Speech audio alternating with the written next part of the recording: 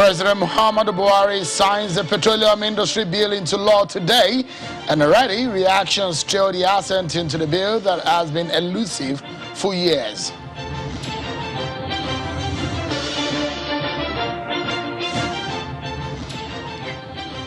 And the Afghanistan crisis raised worries over terror activities, especially on Nigerian soil. President Buhari's opinion piece gets our attention tonight.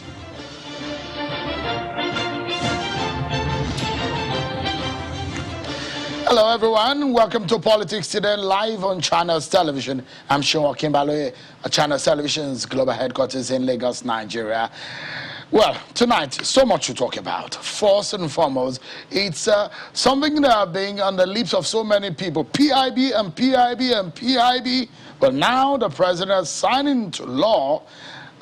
There's been a lot of debate. 3% of the community funding and 30% of the frontier exploration funding, and some other issues that have been raised. Reactions already. Tonight, we'll break all of these issues down for you. Plus, President Buhari wrote an opinion piece.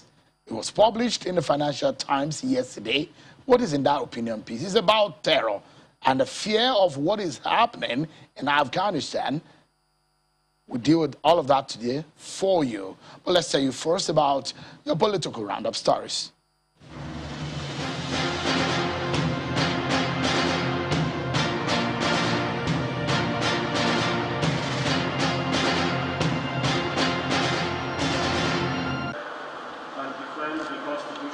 The Chief Justice of Nigeria, Justice Tanko Muhammad, has administered the oath of office on the newly appointed Chief Judge of the Federal Capital Territory, Justice Yusuf Baba, and 5 Qadis of the FCT Sharia Court of Appeal. Justice Tanko Muhammad urges the newly sworn-in judges to be impartial and rise above any primordial sentiment in the discharge of their duties. You are expected to conduct your affairs within the ambit of the law and the oath that has just been administered on you. Anything to the contrary will not place you on the right side of history. You must resolutely rise and operate above every primordial sentiment that might blight your tenures. The Minister of Labour and Employment has approached the Industrial Court for adjudication in trade dispute between the federal government and the National Association of Resident Doctors. The federal government is asking the court to order the resident doctors who have been on strike in the last 2 weeks to return to their duty posts as reconciliation is ongoing. Meanwhile, the Association of Resident Doctors vow to continue the industrial action until their demands are met. It is 5 years and 11 months since we signed the Memorandum of Terms of Settlement, yet government reneged. As we are aware today, the government sued us to the National Industrial Court for adjudication. As a law-abiding association, we were in court as summoned, but the Minister of Labour was absent, and only the Minister of Health were present. The case was adjourned to 15th of September 2021. We once again appeal to Nigerians to bear with us because a hungry doctor is a dangerous doctor. The Labour Party has become the first political party to commence its open-air campaign activities for the November 6 governorship election in Anambra State. This, the national chairman of the party, Mr. Julius Ebure, attributes to the clean bill of health of the party devoid of political godfathers and legal wars. The national chairman presents the party's flag bearer, Mr. Albiora Agbasimelo, who insists political power must shift to the youth for peace and progress. We have carefully selected a dependable, a reliable, trustworthy, energetic, well-educated, vibrant, knowledgeable, intelligent, vibrant, articulate, candidate of the Labour Party. They should look around, look for someone who is youthful and who has the ambitions at heart. someone who will not be going after the state treasury, someone who would have the interest of the people and make sure that there's enough in the infrastructure to move Anambra to the next level. And the People's Democratic Party has set plans in motion to take over the government seat of Anambra State. At a meeting where for the first time in political history of the party, a woman is inaugurated to lead the governorship campaign. Senator Uche Kunife insists that the time is not about position, but dedication and commitment to winning the election. This election, voting must come, and we must protect our mandate, and PDP must win this election. Together, we must win this election.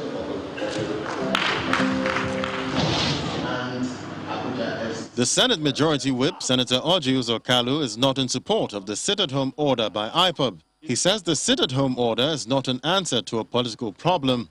Senator Kalu is making these remarks during an interaction with the prelate and moderator of the General Assembly of the Presbyterian Church of Nigeria, His Eminent Nzen Sieke.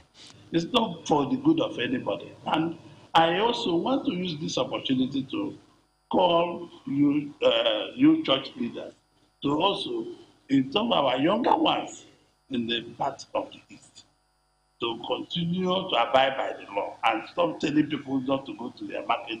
Market is the only way we know. You cannot stop people from going to market.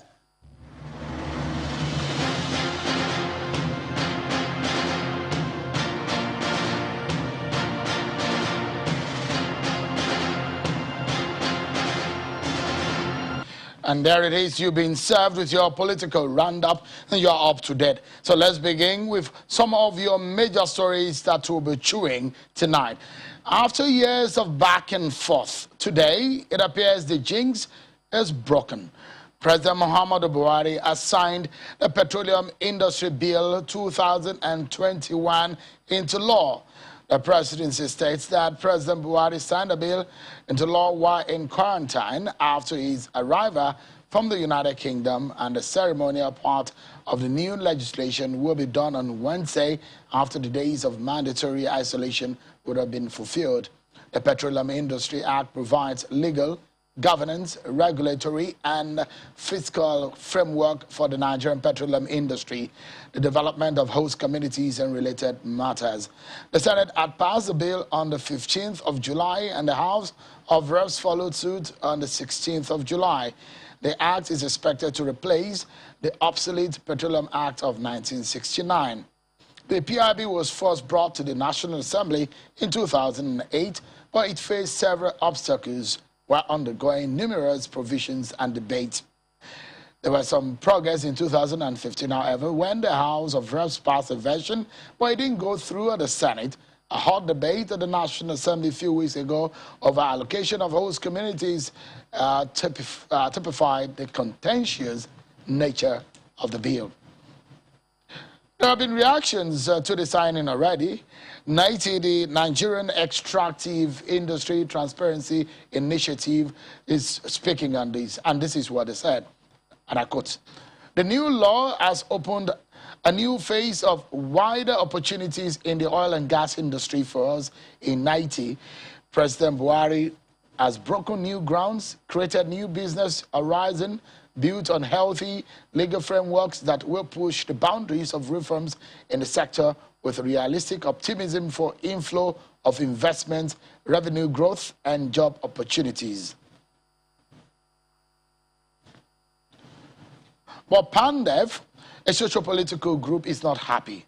And in their statement today, the release, they say, and I quote, "It is quite unfortunate that President Muhammadu Buhari went ahead to assent to the Petroleum Industry Bill despite the overwhelming outcry and condemnation that greeted its passage by the National Assembly, especially with regards to the paltry 3% provision for the host communities development trust fund and the brazen appropriation of an outrageous 30% of NNPC limited profit for a dubious, nebulous frontier oil exploration fund. This PIB falls way short of the expectations of the oil and gas producing communities that bear the brunt of unconscionable industry operation." So much to talk about on this one. The pros and the cons. We're breaking it down for you tonight. We get a political side to this, and of course we get the expert opinion on what this means for Nigeria and the oil and gas industry. We have a federal lawmaker and opposition member in the House of Representatives, Honorable Tajuddin Yusuf, who joins us from the United States. Thank you so much, Honorable. And we have an economist, Mr. Bismarck Rwani. Thank you so much, Mr. Rwani, for joining us tonight. Let's begin with... Thank you for having me. The Honorable. Honorable, does this meet your expectation because of what you... The debate was intense on the floor. What you passed, is it the same thing that the document that was ascended to today? Of a truth, I cannot say because I have not seen what was signed. But what we passed has some areas of reservation that I wasn't comfortable with. First of all, I must acknowledge the fact that we need the PIB. We cannot properly, explore or activate the potential of the downstream without the PIB. And there is need to take away the unnecessary government interference. However, what has kept the PIB in the limbo this long was the political aspect, the hectic part of it, that unfortunately becomes the order of the day in major legislation in Nigeria. Section 37182 of the Senate version that gave monopoly of import to certain entity, to me, as an economist, is not in good light. So I don't know if that version is what is signed. Two, the controversy of the 3% to oil-producing communities and the frontline exploration are two other reasons why some of us have reservation. But as per the overall importance of PIB, it cannot be underestimated. However, this shortcoming or limitations will subject it to more political interpretation than what it should be. I am of the opinion that the frontline exploration is an opportunity to create slush funds for certain individual group of people who will not have access to the fund as it is now. The federal government controlling the business as of now, to give unnecessary opportunity to those who can take unchecked resources from the Federation account. That is exactly what that frontline exploration will do. And 30% to me is huge. First of all, let me correct this, that is in the public domain by some people, that oil exploration in the Niger Delta was funded by money from cocoa or granite. My check showed that none of such thing is true. Oil exploration in Niger Delta were carried out by companies with their resources. When they found oil, they defrayed their cost from that. So for us to provide 30%, I'm not so we should not provide a certain amount for alternative source of energy. Because we should not have this funny impression that oil will be in perpetuity. So I'm of the opinion that would have taken maybe 5% for alternative research into energy. But to take 30% for frontline exploration, I'm sincerely not happy with it. And I think we create room for certain blocks, certain interest group politically to have a doubt of this about the sincerity of our intention. That's areas I'm not comfortable with for now. However, I haven't seen it. Yeah, if you look at this, it's a bill that has been elusive for several years, presented most of the National Assembly in the last 3 or 4 cycles, and nothing has come out of it. For a Buhari presidency that says, I will make sure that this happens, and this administration that somewhat hasten or sped it up, would you give some, I know you're in the opposition, but is there any political praise for the Buhari government on this?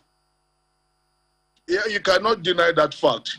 Like you said in your introduction, in 2015, the House of Representatives passed a version that was not passed by Senate. At that time, we gave 20% to host community, which is now 3%. And for the president to have the privilege of having it, make it becoming into law now. You cannot take away such accolade and advantage. However, it presents certain reality to the Nigerian political situation that there is some undertone privileges given to certain section of the country to get what they want, because this version is actually what certain section of the country wanted.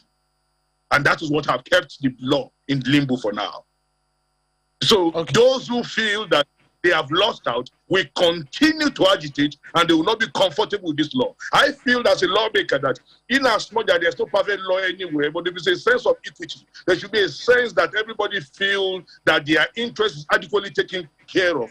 That is the only limitation I find in the law. But the fact that it is signed is a step in the right direction. I believe that those who are not comfortable with certain area will challenge it either by coming for amendment or go to court to make sure that what they feel is an infringement or undue advantage to certain section of the country will be corrected.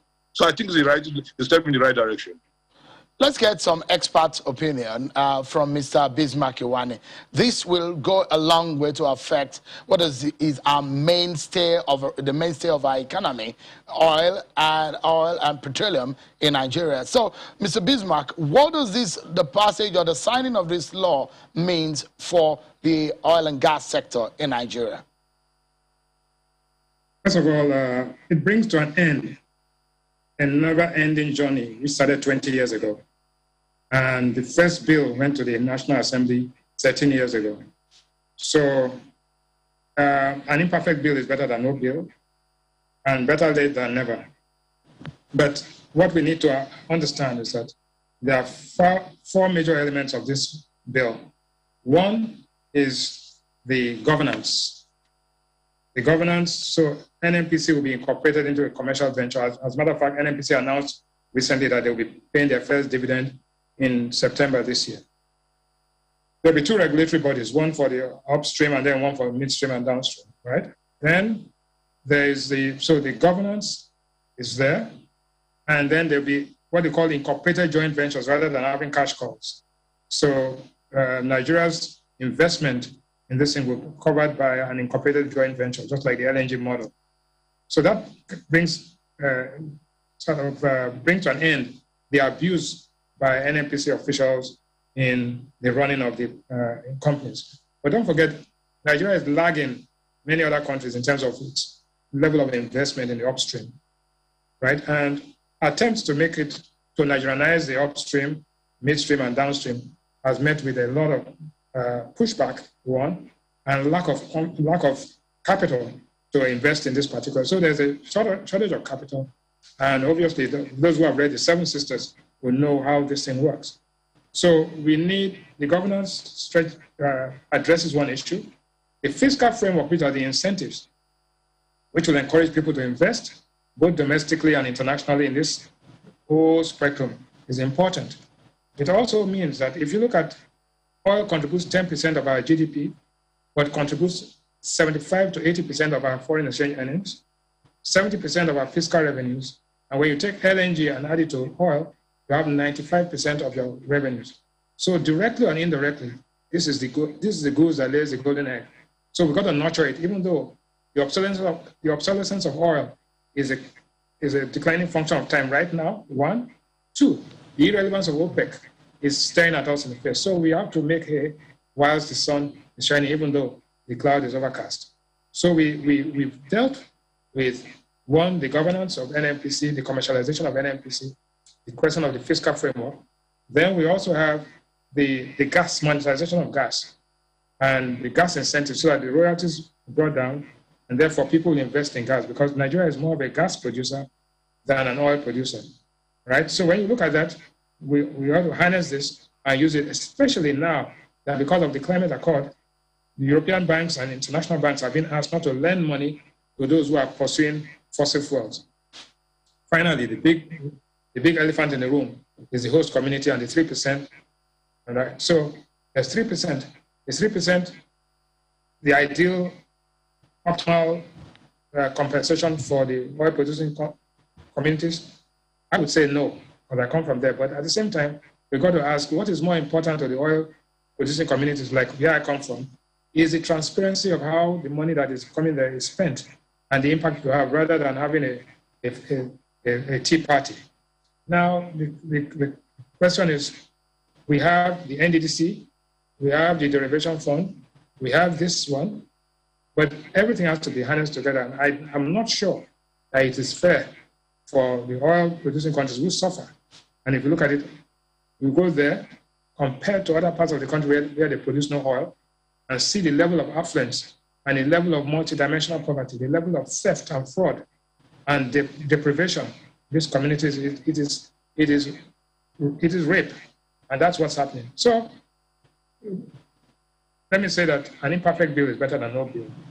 The host community issues are going to be seriously debated, and the problem is that the time between misunderstanding and violence, which used to be maybe 12 months, 6 months, is much shorter today.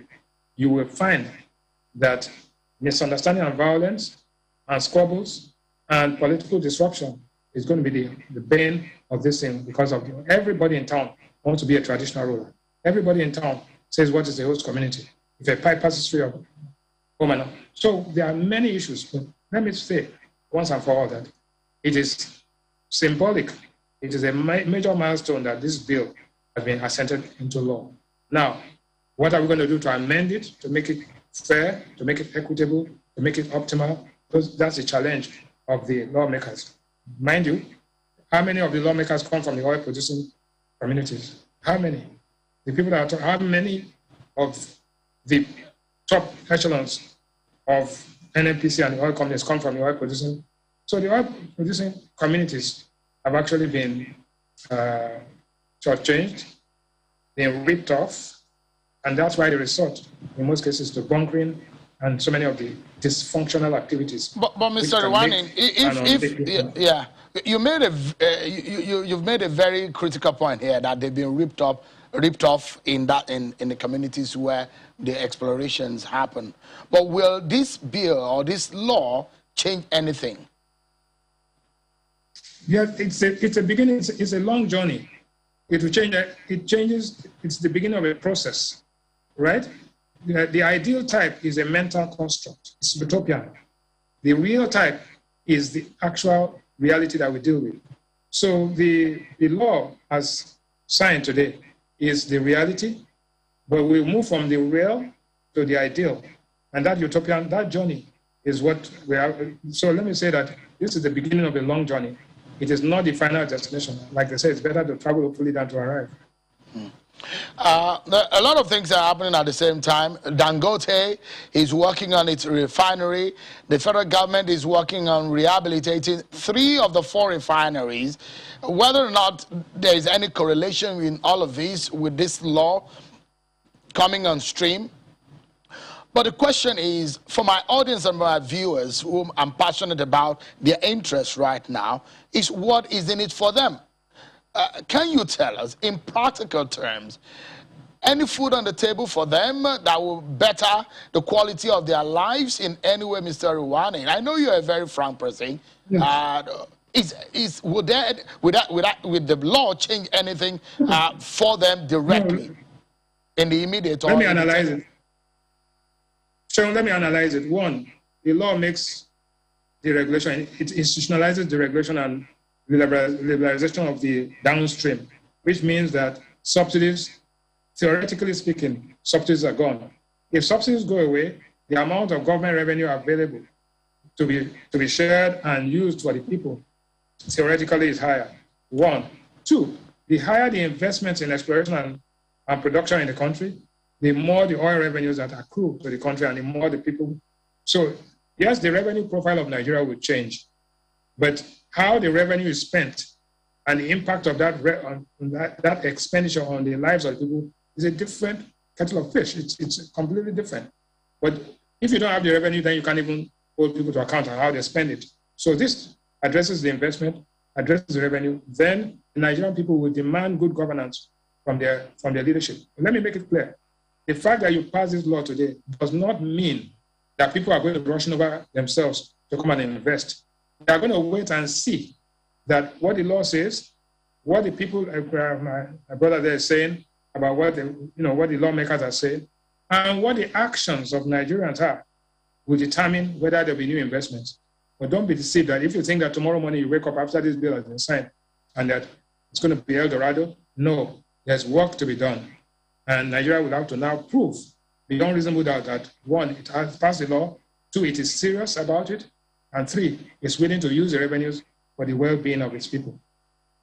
Let me go back to the politician, the honorable member of the House, Honorable Yusuf.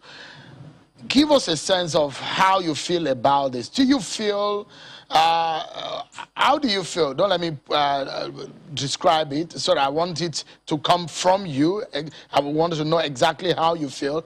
Being a member of this National Assembly that made this happen, how do you feel? And does this open another horizon or a frontier? When the Nigerian government says we have a revenue problem, does this actually open your eyes as a lawmaker to another possibility of solving Nigeria's problems? Yeah, it's a mixed feelings.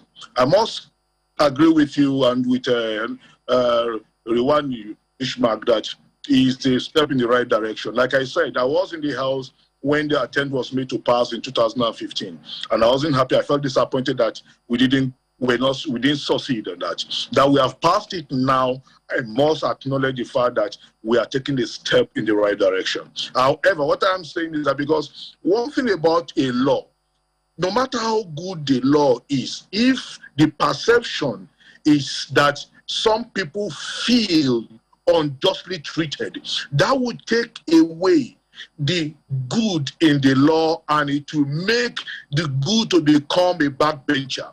So that's what my other concern. I don't want unnecessary political perception that will take away the good of the PIB. That was why at the point of passage, I was consistently against certain things I felt were too political. Nothing kept the PIB this long than politics. Regionalism, ethnic sentiment, and what have you. And that is the bane of Nigeria political development and economic development. You can't divorce politics and economy. So I will agree with you. It is past now. However, like the Bismarck said, it's a long journey to come. We have a lot of areas that we need to deal with so as to help in deepening the conviction of our people on the PIB. Because the people have a buy-in, they have a conviction that this is our law, that is a law meant for us and for us. So that is just the area of my contention. I'm not really comfortable. Thank you so much, Honorable Yusuf. Let me get Mr. Bismarck Ruwani's final thought. We're due for breaking just 40 seconds or thereabout. Mr. Ruwani, your final thought on this bill going forward. Final thoughts are that, look, for you in Lagos, for somebody in Abuja, for somebody in Kaduna and Kano, it means nothing. You know, you are going to get more money, maybe. But for the man sitting down in Warri, in Escravos, in Igorodo, in Boni, in Okrika, and all these other places, nothing is going to change. Nothing is going to change until there's transparency, accountability, good governance, and the people will not feel any commitment whatsoever. Nothing will stop that until there's fair play, equity, and justice in the dispensation of oil management in Nigeria, so that the people can have a skin in the game and they will not feel left behind. That is, I'm telling you, as a member of the host communities and the people that produce this oil that suffer from environmental degradation and the struggle for self-determination in Nigeria. Those are very deep thoughts there.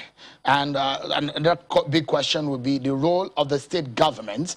And in the scheme of practicing federalism, politically speaking, how much of these resources the state can also say is their own. That's another conversation for another day. But we must leave it at that. I must sincerely thank you, the panel tonight, Mr. Bismarck Ruwani, economist, and the Executive Director of Financial Derivatives, our friend here, right here in the House, and Honorable Tajuddin Yusuf, member of the House of Representatives representing Kogi State and the House of Reps, and a member of the PDP. Thank you so much, gentlemen, for your thought. Thank you. We'll take a break, everyone. And when we return, Professor of International Law and Jurisprudence, Professor Akin Oyebode, joins me next and he will be speaking to us on the Afghanistan crisis and the opinion piece written by President Muhammadu Buhari. What does that mean? And the implication of terror activities around the world and Boko Haram activities in Nigeria. Join us again, everyone.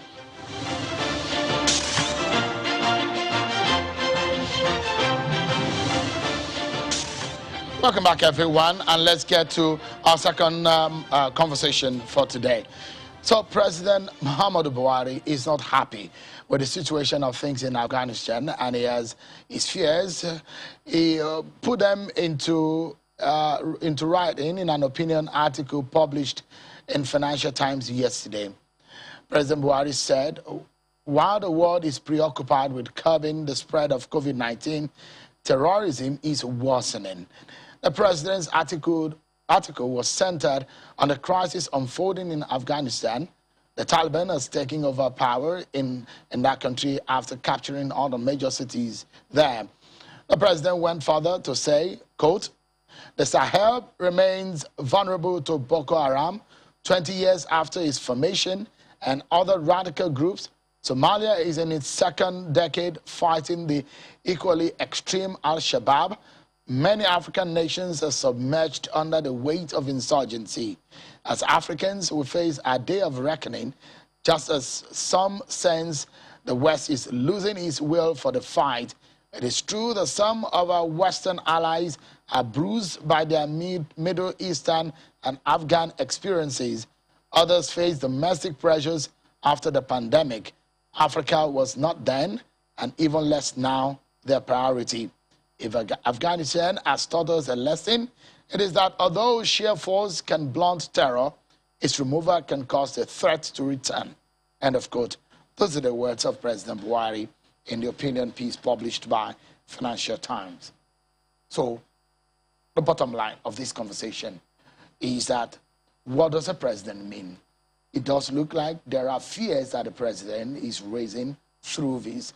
The war is being fought since 2009 when Boko Haram reared its head, ugly head at that, in Nigeria, killing and maiming innocent Nigerians. How far have we gone in that war? But for what President Buhari said today, a message to the West. What are they going to listen and what are they going to do? The president also mentioned advanced weaponry to help and aid the fight against terror in this part of the world. Tonight, let's get the experience and the knowledge of Professor Akin Oyebode, a professor of international law. Prof, it's good to see you. Thank you so much for coming tonight on the program. First and foremost, if you may, I know you, the PIB is an area of interest because it's law. Maybe you have an interest in or something that you would like to say about the president signing the PIB after so many years that this being a major cause of debate.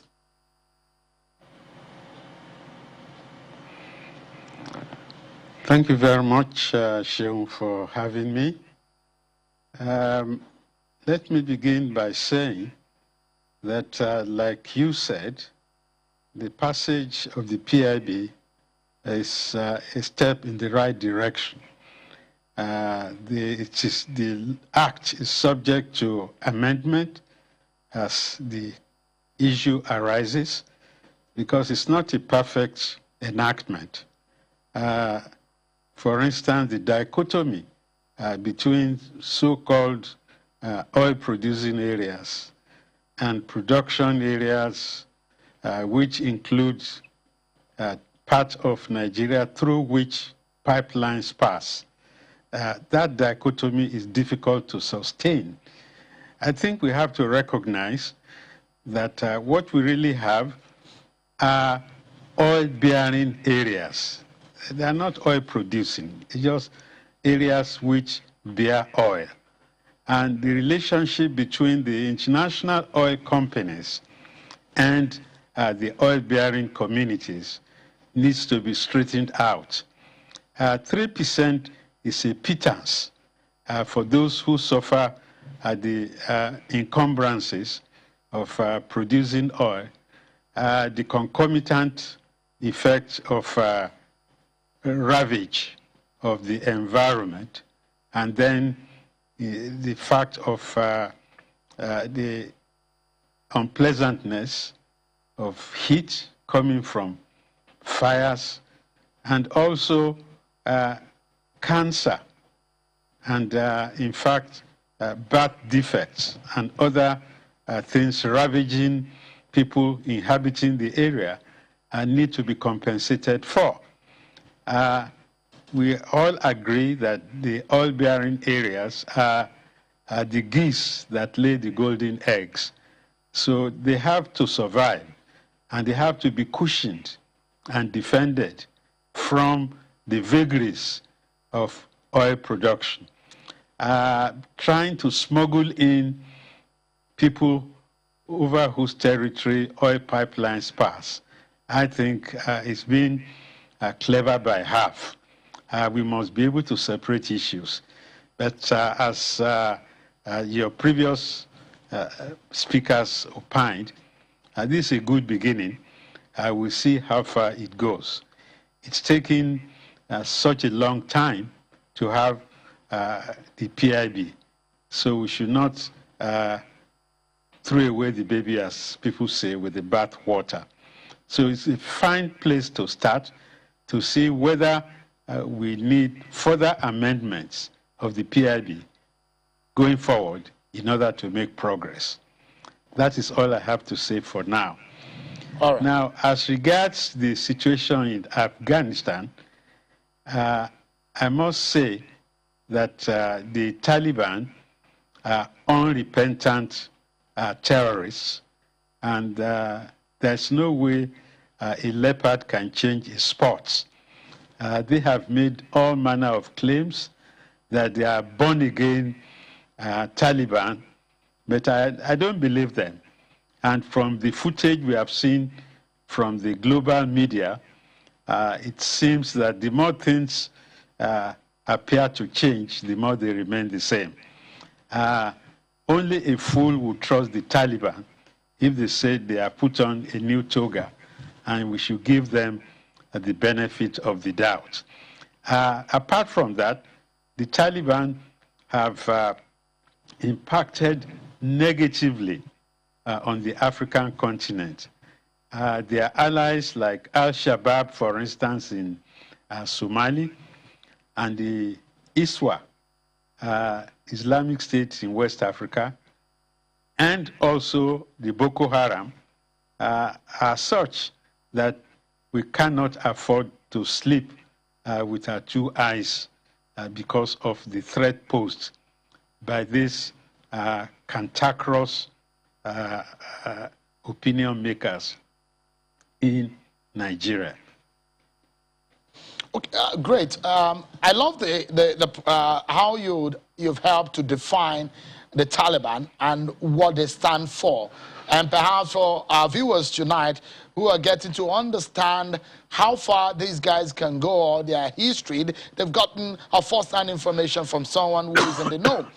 But Prof, looking at what has happened in Somalia, Libya, over the past years, and how that has fueled crises on our shores and increased the deaths and the killings of innocent Nigerians, the opinion piece that President Buhari wrote in the Financial Times yesterday, I'd like to get your view on his fears.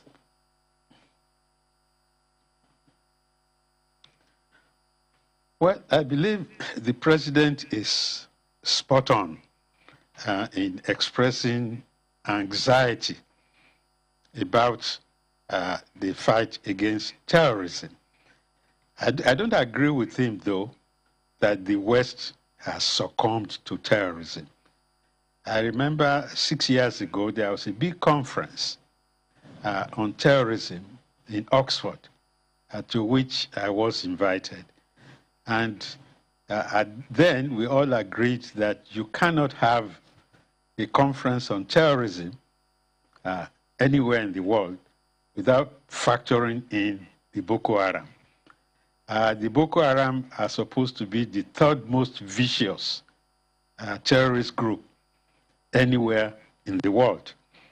And the consensus was that something had to be done to contain the Boko Haram. I remember my friend, the late Festus Yayi, was at that conference too, and he gave a historical treatment on the evolution of the Boko Haram and how they've become almost too hot to handle. Now, I'm saying this because definitely we've been fighting the war against Boko Haram for the past 12 years. And we were told that they've been degraded, they've almost been defeated, they no longer occupy any areas unlike before, when they had control over a number of local governments in Borno State. Apart from the loss of Shekau, their leader, recently, it seems, and then the surrender of quite a number of their fighters, it seems that we still have a long way to go. We still have a long way to go in terms of the fight against the Boko Haram. The Boko Haram are supposed to be in alliance with ISWA. And once the Boko Haram hears that the Taliban are going to declare an emirate, an Islamic emirate of Afghanistan, they will be excited because part of their game plan is to declare an Islamic emirate or a sultanate over Nigeria. Unfortunately for them, and unfortunately for us, Nigeria is a more complex kettle of fish than Afghanistan. We are not homogeneous, unlike the Afghan people. We have a multiplicity of religions in this country. We have a multilingual, multicultural country. So it's almost asking for the impossible to be dreaming and wishing into effect an Islamic emirate of Nigeria. Right now, the Christians have alleged that they are being massacred, that there's some sort of genocide against them, waged by extreme Islamic forces, especially in the northern part of the country. But I don't think that the declaration of Nigeria as an Islamic emirate is in the offing. I don't believe it.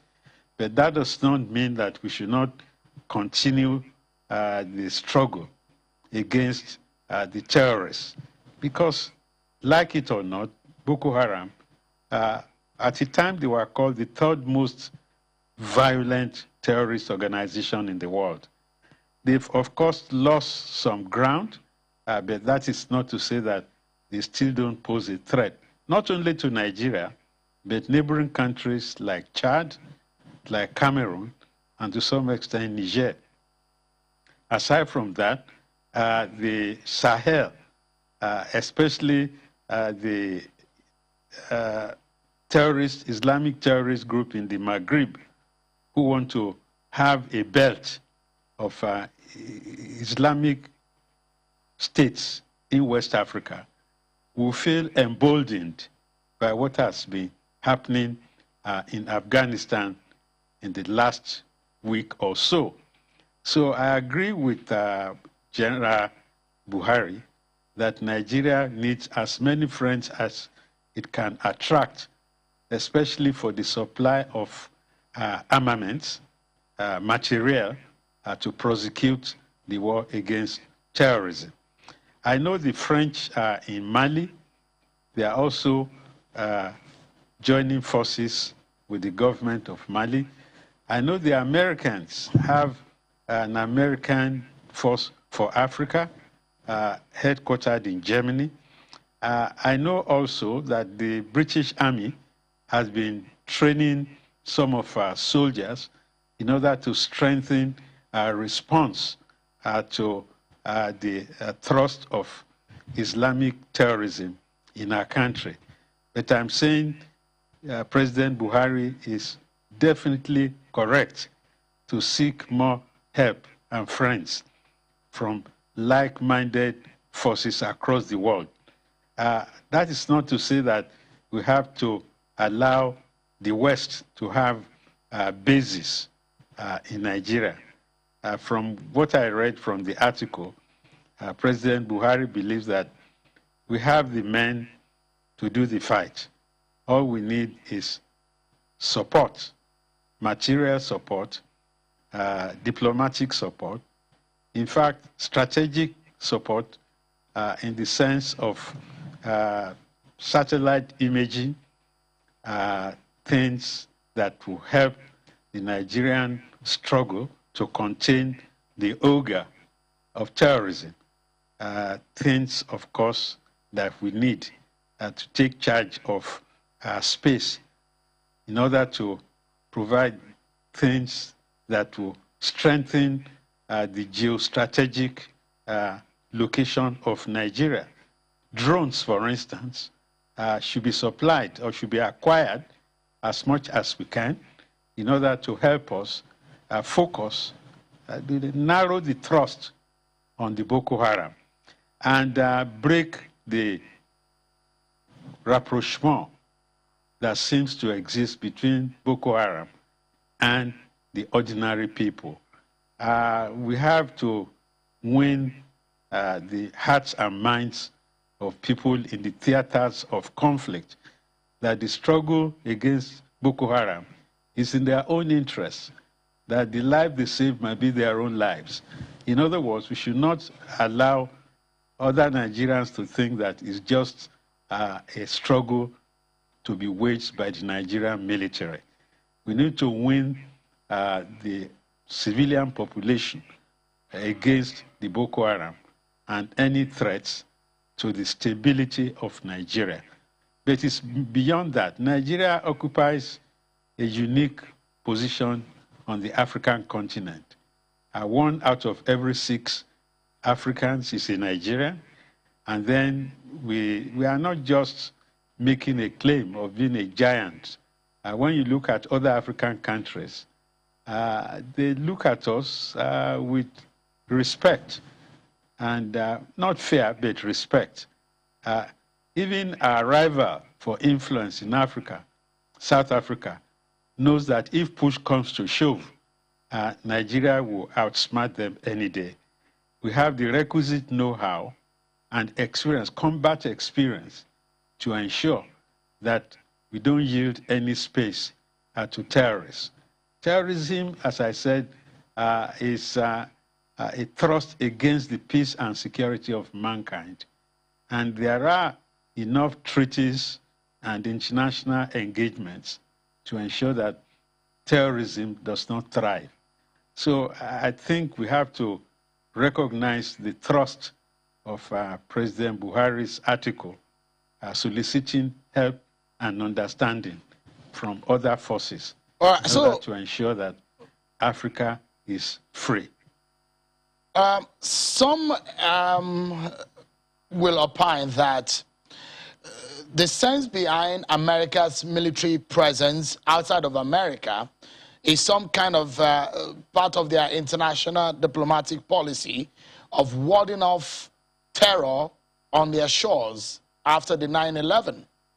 And perhaps when a general like President Buhari comes out to say, quote, as Africans, we face our day of reckoning, just as some sense that the West is losing its will for the fight. I'm hoping that those words is not mincing at all.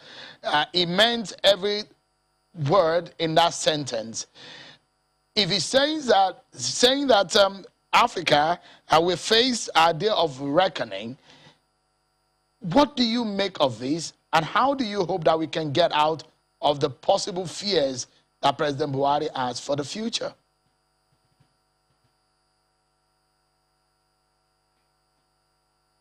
Well, it seems to me that President Buhari is opining that we, as Africans, have a rendezvous with history. We have to stand up to the call of history to defend, our territory. we cannot yield Africa to forces that don't mean well for us.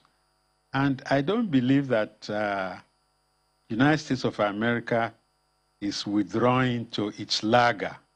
I believe there are interests, American interests in Africa, which America recognizes and which it must help defend.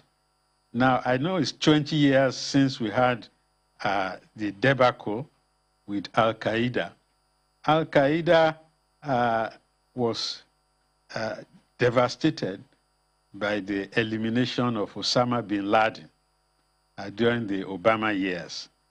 But the resurgence of the Taliban in Afghanistan gives one the impression that the Al-Qaeda might be resurrected because, you know, Osama bin Laden was got in Pakistan. And if a country like Afghanistan, which is geostrategically situated, harbors evil forces like Al-Qaeda or even the Islamic groups that want an inroad into Africa, we have to make sure that that does not succeed. The United States recently bombed some of the forces of the terrorists in Somalia and giving them a bloody nose. I'm talking of the Al-Shabaab, which has caused tremendous difficulty for countries like Kenya and countries like Ethiopia.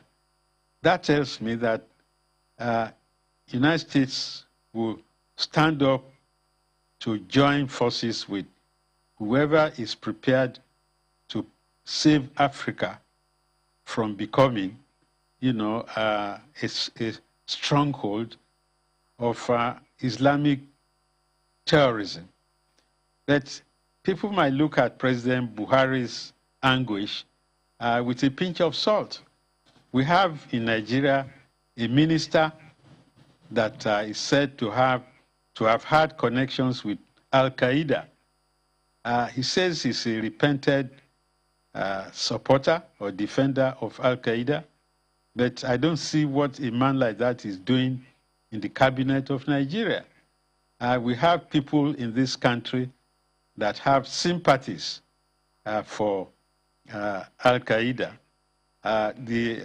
For instance, American intelligence revealed that the day of the attack of the towers, there was a strange call from a phone booth in Kano to Al-Qaeda, maybe supporting them or what have you, that Al-Qaeda has some support in Nigeria, some cells, some silent cells, and that even in Nigeria, many of the people we see who operate as Okada riders and Megad and what have you, they are sympathizers of or silent defenders of the Boko Haram. In other words, our job is not yet done as far as containing terrorism. It's at times like this that I miss the death of my good friend Donai Homo, who is a thoroughbred in terrorism and all these matters. But Nigeria must not believe that we have come to the end of what we can do to restrain terrorism in our country. Professor Akin-Yebode, it's always a pleasure listening to you. It does look like one is reading an interesting textbook and knowledge is just playing off page by page. Thank you so much indeed for your time tonight and the thoughts that you have shared. I appreciate it, Prof. You're most welcome. Appreciate it. Thank you very much for having me. Thank you, sir. Well, that was our show for today, everyone. Many thanks for watching. I'm Sean Kimbale. Bye for now.